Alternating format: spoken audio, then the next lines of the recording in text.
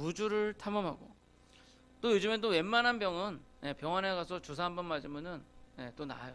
그렇죠? 옛날에는 흑사병이라 그래가지고 쥐가 옮기는 그 병으로 인해서 수많은 사람들이 죽었어요. 근데 이 페니실린이라는 좋은 약이 있어서 오늘날에는 거의 대부분 다 낫습니다. 또한 핸드폰으로 지구 저편의 사건들을 동시간대에 볼 수 있는 그러한 시대를 우리가 살고 있습니다. 그러다 보니까 성경을 볼 때나 또 설교 말씀을 들을 때 사람들은 마치 그 다른 세상의 이야기로 간주를 하기가 쉽습니다. 뭐 예를 들면 뭐 전설의 고향이나 또는 뭐 TV나 영화에 나오는 그러한 이야기처럼 말이죠. 실제로 성경, 특별히 구약 성경의 내용을 이집트 신화나 또는 그리스 로마 신화처럼 다룬 영화들이 개봉되기도 했습니다. 그러다 보니까 점점 교회는 이 사회에 그냥 단지 하나의 종교라는 역할을 감당하는 그런 어떤 인위적인 단체로 사람들이 생각하게 되었어요. 그래서 많은 젊은이들이 오늘날 교회를 떠나 세상으로 향하는 그런 경우가 많이 생기게 되었습니다.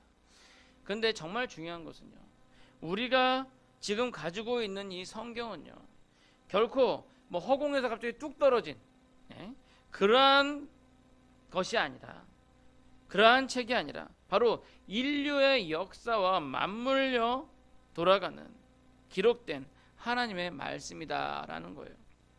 즉 하나님께서 우리에게 말씀을 주실 때 사람들이 알기 어려운 이야기를 우리에게 주셨다든지, 또는 뭐 비밀스러운 말로 뭐 암호 같은 걸로 막 해가지고 우리에게 주셨다든지, 그런 것이 아니라 우리에게 알 수 있는, 또 우리 인류의 역사 가운데 하나님께서 어떻게 관여를 하셨는지 그것에 대한 그 내용들이 들어있다라는 겁니다.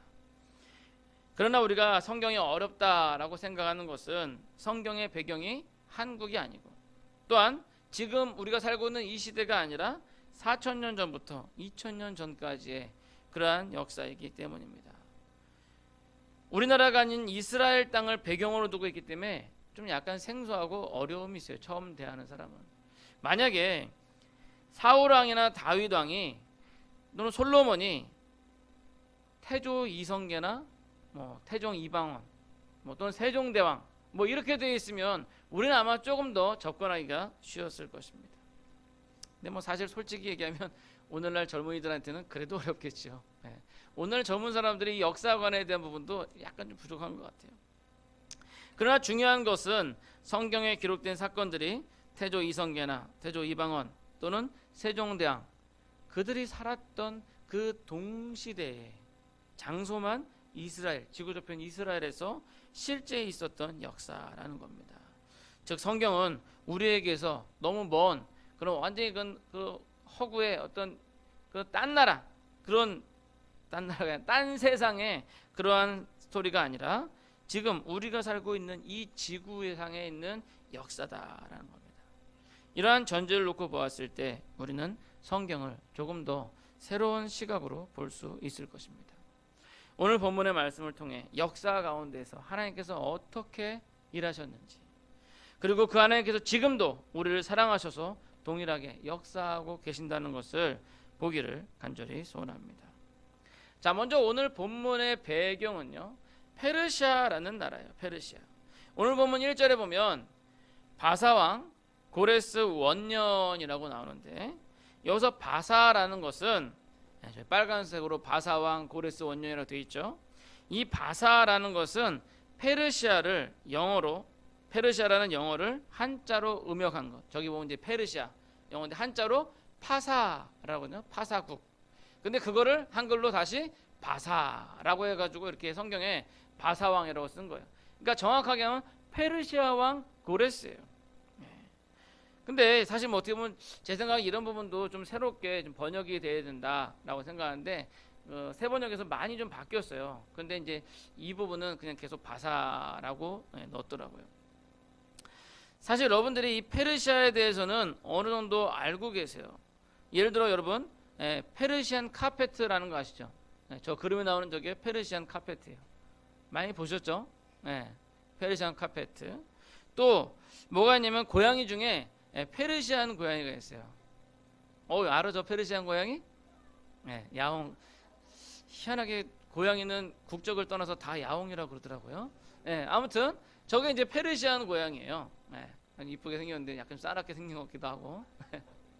자, 아무튼 사실상 이 페르시아가 사실 유명해진 것은요, 그리스 알렉산더 대왕 이전까지 이 페르시아가 이집트를 포함해서 고대 근동을 주름잡고 있었기 때문이에요.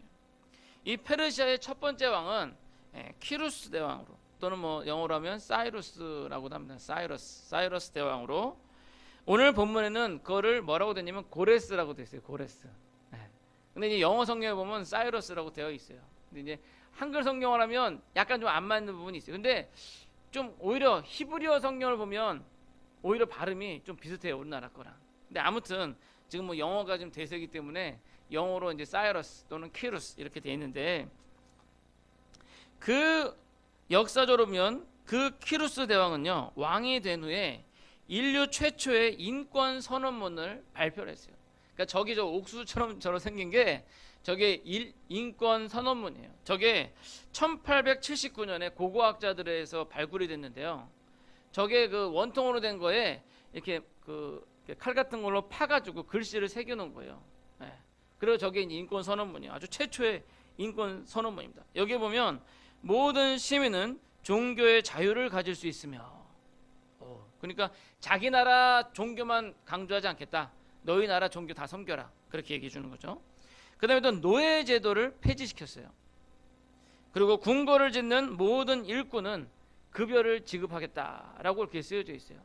그러니까 이 고레스 왕이, 사이러스 왕이 상당히 좀 이렇게 인권을 잘 하는 그러한 왕으로서 그 페르시아라는 나라가 이집트까지 정복했거든요. 그러다 보니까 그 정복한 정복민들을 다 자기 나라로 데리고 왔어요. 그러니까 여러 민족들이 살고 있었죠. 근데 여러 민족들이 각기 다른 종교들을 다 갖고 있었는데 그 전까지는 자기네 종교만 주장했어요. 원래 이 페르시아의 주 종교가 뭐냐면 조로아스트교예요. 조로아스트교. 혹시 드러나 보셨는지 모르겠습니다. 이 조로아스트교인데 그거를 강조를 했었는데, 근데 이 사이러스 왕은 야, 니네 각각 나라의 종교 다 해. 종교의 자유를 준 거예요. 그래서 이것이 바로 오늘 본문 3절 4절의 말씀과 일치를 하는데요. 한번 보시면 이스라엘의 하나님은 참 신이시라. 너희 중에 그의 백성된 자는 다 유다 예루살렘으로 올라가서 이스라엘의 하나님 여호와의 성전을 건축하라. 그는 예루살렘에 계신 하나님이시라. 그리고 그 남아있는 백성이 어느 곳에 머물러 살든지 그곳 사람들이 마땅히 은과 금과 그 밖에 물건과 짐승으로 도와주고 그 외에도 예루살렘에 세울 하나님의 성전을 위하여 예물을 기쁘게 드릴지니라 하였더라. 즉 이 고레스 왕이 자기가 했던 인권 선언문에 의거해서 각 나라 사람들의 종교를 인정해 준 거예요. 그러다 보니까 이 예루살렘 이스라엘의 종교 유일신 여호와 하나님을 섬기는 이스라엘 사람도 종교를 인정해 주면서 야, 니네 본국으로 돌아가서 니네 하나님의 성전을 세워. 그러면서 금과 음과 그다음에 옛날에 그 이스라엘에서 뺏어왔던 그런 온갖 그 제기들, 성전에서 쓰였던 그런 것들 다 돌려줬어요. 근데 어떻게 보면 인류사적으로 보면 이 사이러스 왕이 인권을 위해서 그렇게 한 것으로 보여지고, 근데 우리 또 성경의 종교사로 보면 하나님께서 뭐라고 되냐면 하나님께서 이 고레스 왕의 마음을 감동하셔서 그렇게 하셨다라는 겁니다. 결과적으로 보면 하나님께서 그의 마음을 감동시키셨기 때문에 그가 인권 선언문을 발표하게 되었다라는 거예요. 제가 이 시기에 과연 우리나라 한국에는 무슨 일이 있었나 보니까 이 시대가 어떤 시대냐면요, 고조선 시대예요. 당군 할아버지 시대. 이 고조선 시대의 한 중간 정도 되는 시대입니다. 그러니까 BC 한 560년 전이니까. 그리고 중국으로 보면 중국은 이때가 어떤 시대냐면 춘추 전국 시대예요. 그럼 막 그 나라들이 막 싸우고, 이 당시가 어떤 시대냐면 뭐 춘추 전국 시대 그러면 잘 모르시는 분들 많을 텐데 공자, 맹자, 순자 이런 사람들이 살았던 시대예요. 공자. 그러니까 공자가 이때 막 살아가지고 어디로 갈까 막 이런 때가 바로 이 고레스가 인권 선언문을 발표한 이 에스라 1장 1절부터 4절의 말씀이 나온 그 시대입니다. 그리고 이 그리스에서는요, 이 소크라테스, 유명한 철학자 소크라테스가 태어나기 전 피타고라스라는 수학자가 활동하던 시대예요. 우리 영진이 피타고라스 알지? 네? 피타고라스니까 어떤 사람이 뭐 피가 터져서 골았어? 막 이렇게 뭐 생각하시는 분 있는데 그게 아니라 이 죄송합니다. 아재 개그를 제가 했네요. 우리 한나자매 얼굴 하면서 저럴 수가 지금 그러시는데, 이 피타고라스는 그 우리 고등학생들, 중학생들은 이 피타고라스의 법칙 그래가지고 아주 유명한 수학자예요. 그 사람이 살았던 시대가 바로 이 시대예요. 그리고 이 때가 또 어떤 시대냐면 약간 고레스 다음에 고레스의 아들의 아들 다리오스 왕제 때인데, 이때가 언제냐면 여러분들 영화 좋아하시는 분도 알 텐데 그 옛날에 300이라는 영화, 저기 포스터입니다. 300이라는 영화예요. 저기서 보면은 그 유명한 대사가 저 왕이 스파르타 그걸 외치면서 하는 300명의 용사를 이끌고 가서 싸워가지고 막 수천 명의 사람들이랑 싸워가지고 아주 이기긴 이겼는데 결국 300명 다 죽었죠. 그러니까 성경에 나와 있는 다니엘의 300용사랑은 약간 다른 거예요. 예전에 저도 영화 300이라 그래서 야 이게 다니엘의 300용사 영화가 나왔나 보다 그걸 착각했는데 보니까 그게 아니더라고요. 스파르타의 300용사 결국은 다 죽었지만 바로 이 300용사가 전쟁에 나가서 싸웁니다. 나라를 지킵니다. 그때 어느 나라랑 싸웠냐면 이 페르시아, 오늘 읽은 이 고레스의 아들의 아들 다리우스 2세와 싸운 거예요. 그리고 또 여러분들 잘 아실 텐데 지금 마라톤 아세요? 마라톤? 지금 사람들이 막 달려가고 있죠. 사람들이 42.195km라는 아주 긴 거리를 달리기 경주하는 그런 운동 경기인데, 이 마라톤의 근원이 뭐냐면요, 그 그리스에 보면 마라톤이라는 그런 지역이 있어요.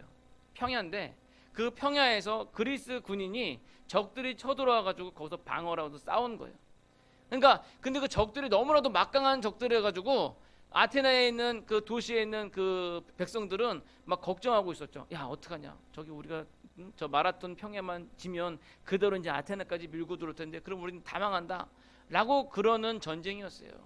근데 이 마라톤 전쟁에서 그리스 군인이 그걸 막아냈어요.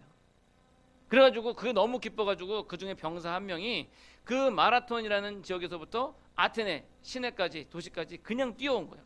달려와가지고 그리고 아테네에 딱 도착하자마자 물도 안 먹어 안 마시고 딱 했던 말이 뭐냐면 왔노라 보았노라 이겼노라, 이 세 마디를 딱 해요. 너무나도 유명한 말입니다. 그래서 그 마라톤이라는 지역부터 아테네까지의 지역을 보니까 대략 42.195km다. 그래가지고 그 거리를 달리기를 하는, 그래서 올림픽에 그게 종목이 들어가서 마라톤이다 라고 했는데, 그때 그 마라톤 광야에서 그리스 군인들이 막았던 군대가 어디냐, 역시 다리우스 2세가 지휘했던 페르시아 군대랑 싸웠다는 거예요. 자, 그럼 이렇게 얘기되니까 성경에 나와 있는 얘기가 좀 딴 세상 얘기 같고 달나라 얘기 같고 무슨 우주 저편 얘기 같은데, 우리 지구 역사상에 실제 있었던 그러한 실존 인물이 실제로 인권을 선언했던 그 내용으로 에스라 1장 1절에 그렇게 되어 있는 것입니다.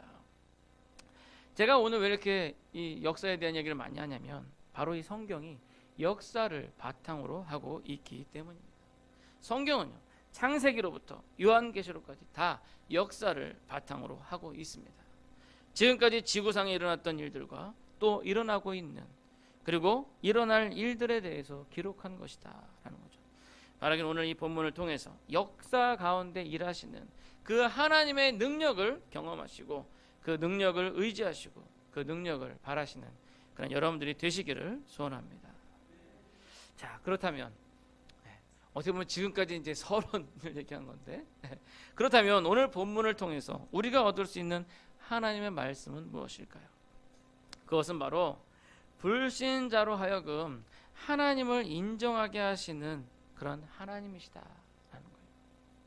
방금 우리가 역사 가운데 보았던 것처럼 이 고레스 왕은요, 이 사이러스 이 대왕은 하나님을 믿는 사람이 아니었어요.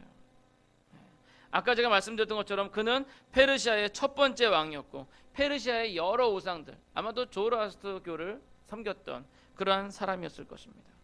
그럼에도 불구하고 그가 이스라엘 사람들에게 하나님의 성전을 건축하라 라고 명령한 것은 바로 하나님께서 그의 마음을 움직이셨기 때문이에요. 물론 바벨론에 끌려간 유대인들이 페르시아에서도 계속적으로 요직에 있었고, 예를 들면 다니엘이라는 세 친구 같은 경우 또 아무튼 그러한 유대인들이 적국에 가서도 하나님의 살아계심을 몸으로 증거를 할 때 믿지 않은 사람들도 하나님을 인정하게 되었다라는 거예요. 다시 말하면 이 고레스가 그런 인권 선언문을 발표하게 되고 이스라엘 백성들로 하여금 그래 너희 하나님을 인정해 줄 테니까 가서 니네 나라 가서 성전을 지어라 라고 이야기할 수 있었던 것은 바로 포로로 끌려간 유대인들이 그 안에서 정말 믿음의 모습을, 믿음의 역사를 보여줬기 때문이다라는 겁니다. 다시 말하면요, 믿는 사람들이 그 믿음의 모습을 제대로 보여주면요, 불신자들이 하나님을 인정하게 돼요. 물론 고레스가 또 하나님을 믿는 사람이 되었는지 알 수는 없습니다. 그런데 역사적으로 봐서는 그가 믿는 사람이 되었다, 하나님을 믿었다 라고 하기는 조금 어렵습니다. 왜냐하면 아까 말씀드렸던 것처럼 페르시아의 주 종교는 조로아스터교인데 이 조로아스터교에서 유대교로 이렇게 바뀌었다 그런 이야기가 없어요. 이 조로아스터교를 창시한 사람은 짜라투스트라라는 사람이에요. 이 짜라투스트라도 많이 들어본 사람이 있죠. 아무튼 그렇기 때문에 고레스가 유대교로 개종했다라고 보기는 어려워요. 그러나 믿음의 사람들이 제대로만 믿음의 모습을 보여주면 불신자도 하나님을 인정하게 된다라는 거예요. 물론 믿음까지 가면 좋겠지만 그러기에는 여러 가지 넘어야 할 산들이 많이 있습니다. 열왕기와 5장에 보면요, 나아만이라는 아람 장군이 있는데요, 이 나아만 장군은 엘리사를 통해서 나병을 고침을 받았어요. 그 외에 그는 열왕기하 5장 15절에서 고백하기를, 저기 보니까 나아만이 모든 군대와 함께 하나님의 사람에게 돌아와서 그의 앞에 서서 이르기를, 뭐라 빨간 글씨로, 내가 이제 이스라엘 외에는 온 천하에 신이 없는 줄 아나이다. 그러니까 이스라엘 나라 장군이 아니라 아람 나라 장군인데 저런 고백을 했어요. 이스라엘 외에는 온 천하에 신이 없는 줄 아나이다. 하나님을 인정했다는 거죠. 그런데 18절의 말씀에서 말하는 걸 보면, 오직 한 가지 일이 있사오니 여호와께서 당신의 종을 용서하시길 원하이다. 곧 내 주인께서 림몬의 신당에 들어가 거기서 경배하며, 그 다음에 그가 내 손을 의지하심에 내가 림몬의 신당에서 몸을 굽히오니 내가 림몬의 신당에서 몸을 굽힐 때 여호와께서 이 일에 대하여 당신의 종을 용서하시길 원하나이다. 다시 말하면 그가 이스라엘 외에 참신이 없다라고 인정은 했지만 그가 처하고 있는 상황은 왕을 따라서 저 우상의 신당에 들어가서 절을 해야 되는 그런 상황인 거예요. 역사적으로 보면 아람 나라가 유대교로 개종했다는 이력도 없고, 이 나아만 장군이 그 뒤에 여호와 하나님 믿었다라고 할 수가 없는 거예요. 제가 볼 때는 병은 나았으면 받았지만 그러나 저렇게 우상을 섬기다가 결국은 그가 그냥 하나님 인정한 것으로 그치지 않았나라고 생각이 됩니다. 결국 우리가 볼 때 고레스도 마찬가지라는 거죠. 하나님을 인정하기만 했지 온전히 믿음을 가지지는 못했습니다. 그러나 중요한 것은요, 그러할지라도 하나님께서는 택한 백성들을 위해 이 고레스 왕을 사용하셨다라는 거예요. 이것이 우리에게 큰 은혜가 되는 줄 믿습니다. 하나님께서 우리 믿는 사람들을 위해 불신자들이라도 사용하여 주신다는 거예요. 물론 아쉬운 것은 하나님께서 우리에게 이러한 은혜를 주셨을 때 또한 그것을 복음 전하는 기회로 삼아야 하는데 이스라엘 사람들이 본국에 돌아가기만 바빴지 그것을 복음 전하는 기회를 삼지 못했다라는 거예요. 만약에 이스라엘 사람들이 계속 밀고 나가서 이 고레스를 전도했으면 아마 세계 역사는 뒤바뀌었을 것입니다. 아마 제가 볼 때는 그것이 유대인들의 한계라 생각되어집니다. 신약의 기독교인들은 보면요, 극심한 탄압과 핍박 가운데 막 사자들 우리에 던져지고 막 그 로마의 그 콜레세움에서 막 굶주린 사자들에게 물어뜯기면서 하나님을 찬양하고 그런 가운데 로마 군인들이 기독교로 개종을 하고 결국은 로마 황제 콘스탄티노폴 황제가 313년에 기독교를 인정하게 돼요. 근데 인정하고 끝이는 것이 아니라 그 다음엔 314년도 그의 아들 데오도시우스 황제는 기독교를 로마의 국교로 해버립니다. 그러니까 기독교를 인정한 것만 끝이는 게 아니라 기독교를 그냥 그래 로마의 국교가 기독교다라고 아예 인정을 해버린 거예요. 그러니까 믿음의 사람들이 진정한 믿음을 보일 때 불신자들이 하나님을 인정하게 되고 불신자들이 하나님을 믿게 된다라는 겁니다. 참 오늘날 이 시대가 너무나도 안타까운 건요. 우리 믿음의 사람들이 진정한 믿음을 보이지 못하기 때문에 불신자들이 하나님을 인정하지 못해요. 오히려 교회에 대해서 욕하죠. 야, 믿는 사람들이 더하더라. 그러니까 우리가 회개해야 돼요. 우리가 진정한 믿음의 모습을 보여주면요, 대한민국이 바뀔 겁니다. 하나님을 인정하게 될 거예요. 거기다 우리가 더 진정한 모습을 보여주면 대한민국이 하나님께로 돌아오게 된다라는 거죠. 말하기는 우리의 진정한 믿음으로 불신자들이 하나님을 인정하게 되고 또한 그들이 믿음의 반열에 들어서게 되기를 간절히 소원합니다. 또한 고레스 왕을 통해서 보는 하나님의 놀라운 역사는요, 그로 하여금 하나님의 성전을 짓게 하였다라는 겁니다. 예루살렘 성전은 페르시아 이전에 이 고대 근동을 주름잡았던 이 바벨로니아라는 나라에 의해서 완전히 무너졌어요. 완전히 부서졌어요. 산산이 부서졌어요. 예루살렘 성벽도 부서지고 예루살렘 성전도 완전히 부서지고 그 다음에 백성들은 다 바벨로니아라는 나라로 끌려가게 된 거예요. 그러나 하나님께서는 하나님의 성전을 그냥 그렇게 놔두시지 않으셨다라는 거예요. 근데 너무나도 아이러니한 것은요, 이 하나님의 성전을 지금 유아실에 안 들린다고 합니다. 이 하나님의 성전을 유대인들이 지어야 돼요. 유대인들이 발벗고 나서서 지어야 돼요. 자기 나라 성전인데, 자기가 믿는 하나님의 성전인데. 그런데 그들은 오랜 세월 포로 생활로 눈치를 보면서 성전 지을 생각은 꿈에도 못하고 그냥 그렇게 전전긍긍 살아가고 있는 것입니다. 그럴 때 하나님께서 불신자를 들어서 성전을 지으라고 명령을 하고 또한 성전을 지을 재료까지 다 줬다라는 겁니다. 이처럼 역사를 보면요, 믿음의 사람들이 제대로 못하고 있으면 하나님께서 불신자라도 들어서 그 하나님의 일을 하신다라는 거예요. 만약에 그렇게 된다면 이 믿음의 사람으로서 얼마나 부끄러운 일입니까? 예? 이게 마치 무엇 같냐면요, 여러분들이 가정주부라고 생각해 봅시다. 여러분들 가정주부예요. 근데 게을러 와가지고 설거지도 안 해가지고 쌓여있고 집안 청소도 거의 안 하고 있는 거예요. 예. 그런데 어느 날 손님이 찾아왔어요. 지금 선생님 옆을 보세요. 자기 얘기를 하는 것처럼 느껴지셨나? 어느 날 손님이 찾아왔는데 그 손님이 와가 딱 보더니 아유 집안이 왜 이렇게 지저분해? 그러면서 손을 걷어붙이고 막 집안 청소를 하기 시작하는 거예요. 평소에 잘 알지도 않는 그냥 친하지 않은 손님인데 와가지고 막 청소를 하기 시작하더니 갑자기 손을 걷어붙이고는 설거지를 막 하는 거예요. 막 설거지를 하더니 근데 좀 이따 유치원에서 애가 돌아왔는데 유치원에 콧물을 이렇게 흘렸으니까 손으로 콧물 이렇게 쫙 닦으면서 킁 해야지 막 그러고 있는 거예요. 여러분들이 가정주부라면 어떠실까요? 아유 감사합니다. 아유 나 일하기 싫어 죽겠는데 나 대신 이렇게 우리 집 일을 해주니까 얼마나 고마운지 몰라. 자주자주 와요. 이러면서 좋아하실 것 같아요? 우리 가정주부들 어떨까요 이러면? 에? 아 자존심 상하죠. 아, 기분 나빠할 거예요. 아니 지가 뭔데 왜 남의 집 살림을 나를 무시하는 거야? 근데 사실 남자들은 이런 거 잘 이해 못해요. 예, 남자들은 부인이 와가지고 오늘 누가 와가지고 이렇게 했어 그러면 당신 편해서 좋았겠네. 남자들은 이렇게 얘기하죠. 근데 여자들 입장에서는 이거는 아주 모욕적인 거예요. 예. 그런데 여기 보니까 이 고레스가 성전을 지으라고 명령한 것, 유대인들이 해야 될 일을 대신한 이 본문의 상황은 사실상 그러한 상황이라는 거예요. 이스라엘 사람들이 자신들이 성전을 지어야 되는데 불신자인 고레스 왕이 성전을 지으라고 명령을 하는 겁니다.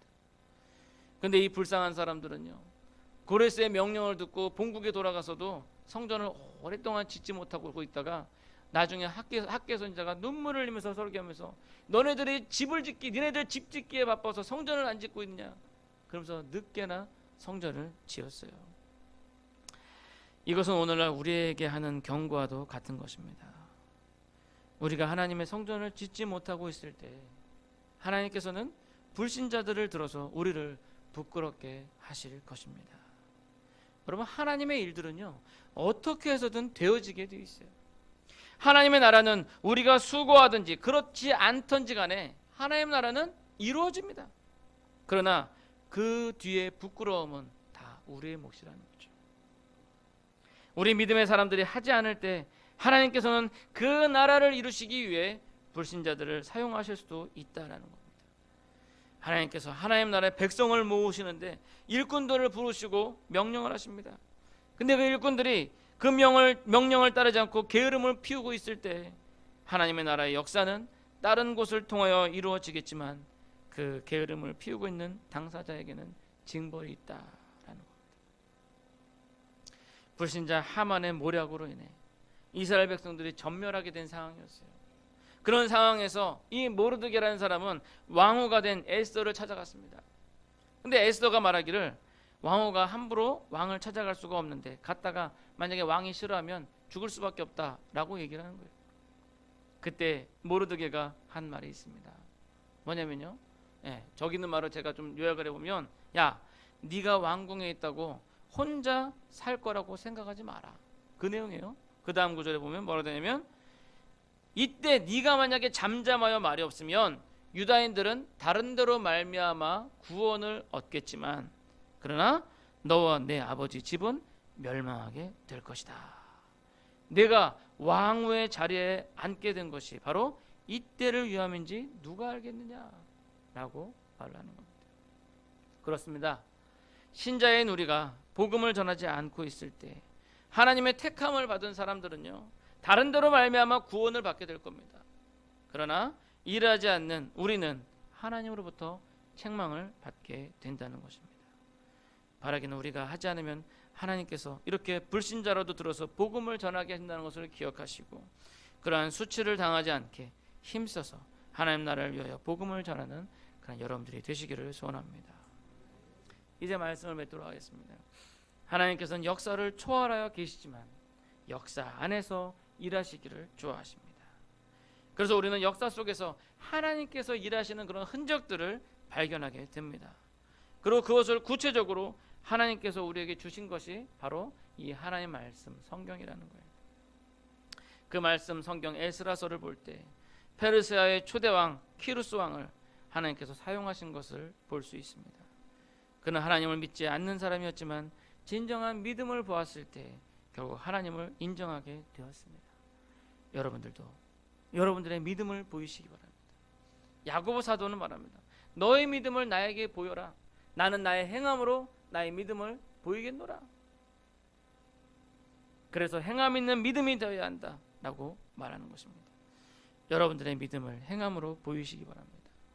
그것이 성령의 선한 열매이고 세상 사람들은 여러분들의 착한 행실을 보고 하늘에 계신 우리 아버지께 영광을 돌리게 될 것입니다. 바라기는 여러분의 선한 행실로 하나님께서 살아계심을 증거하시기 바랍니다. 또한 우리가 복음 전함을 게을리할 때 하나님께서는 우리가 아닌 다른 방법을 사용하신다는 것. 그러나 그럴 때 우리에게 있는 것은 책망이다. 맡긴 자에게 구할 것은 충성이라고 우리 주님께서는 말씀하십니다. 바라기는 기쁨으로 하나님의 명령을 따라 복음을 전하시기 바랍니다. 전하였을 때 받지 않는 것은 받지 않는 본인 책임이지만 그러나 전하지 않았을 때에는 전하지 않는 사람의 책임이다라는 것입니다. 바라기 남의 손에 맡겨두지 마시고 하나님 나라를 세우는데 1등 공신이 되시는 그런 여러분들이 되시기를 간절히 축원합니다. 기도하겠습니다.